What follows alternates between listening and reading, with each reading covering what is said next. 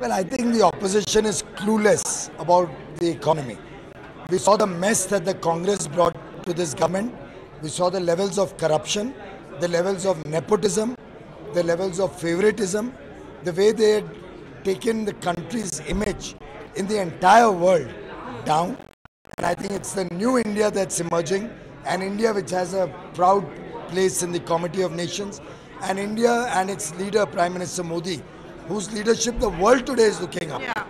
And that's the new India, I think, that the Congress cannot reconcile with. And Mr. Goyal, I'm also talking to you day after the RBI. While your government is looking at a fiscal stimulus package which could run into 40 to 60,000 crore rupees, you once again didn't get a helping hand from the RBI. Madam, first of all, I don't want to join issue with the regulator. He's entitled to his opinion. But this government has been giving a fiscal stimulus all through the 3.5 years we've been in government. So for us, it's not as if there's a separate fiscal stimulus package. Okay. Every one of our actions, after all, a simple thing like LED that Prime Minister spoke of yesterday. Could you ever have imagined that in 2 years, a nation which used to do 1 million bulbs in a year will do 700 million bulbs in 2 years? Yeah. That's the scale at which we have taken development. Optic fiber from 358 kilometers in 2014, we've laid 210,000 kilometers across the country, connecting thousands of villages and panchayats across the nation. I think the scale and size of development, which we are doing honestly. Now, honest development also is an integral part of the thinking of this Prime Minister spoke about. Mr. Goyal, your own party men, why are they not being pulled out? Whether it's a Yashwant Sinha or an Arun Shourie, can we see action?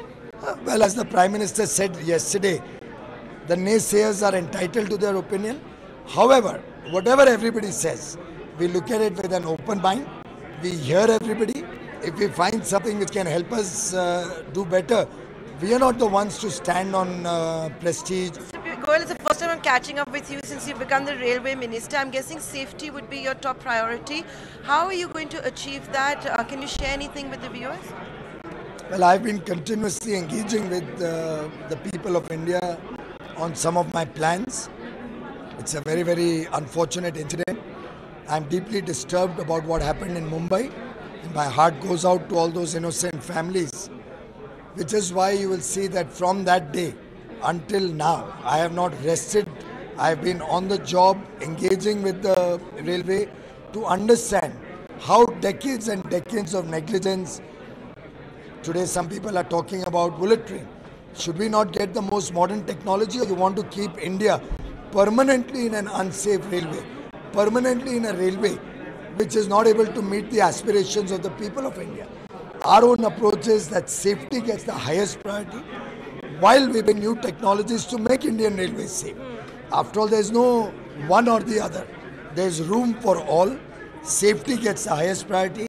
I would like to ask my friends who have been critical, including friends from the media, did you all not ever think that passenger footbridges or platforms should also be a part of safety? There were red flags that were raised as far as that particular bridge That goes. red flag was raised for the last 15 years. Yeah. The Congress was there, they didn't do anything.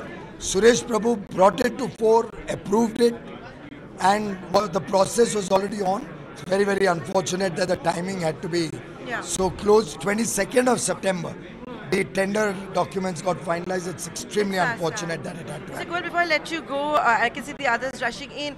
Disinvestment, there are a lot of the big disinvestment pipeline as far as the railways go, the various railway companies. Can you give me an update on that? I think the DIPAM is handling that. I would not like to. You're the nodal minister.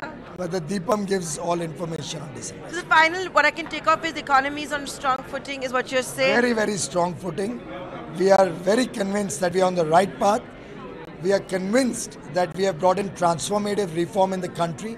We are convinced that the people of India, particularly the youth, stands with Mr. Modi. You saw the amount of applause that the youth were giving. But you've not been let down by the RBI governor? He's entitled to his opinion, but I would urge you to do some research about how many times we have been right and how many times. Because he's cut down GVA, he's cut down the growth forecast. Well, each one is entitled to his opinion. I don't want to join issue with that.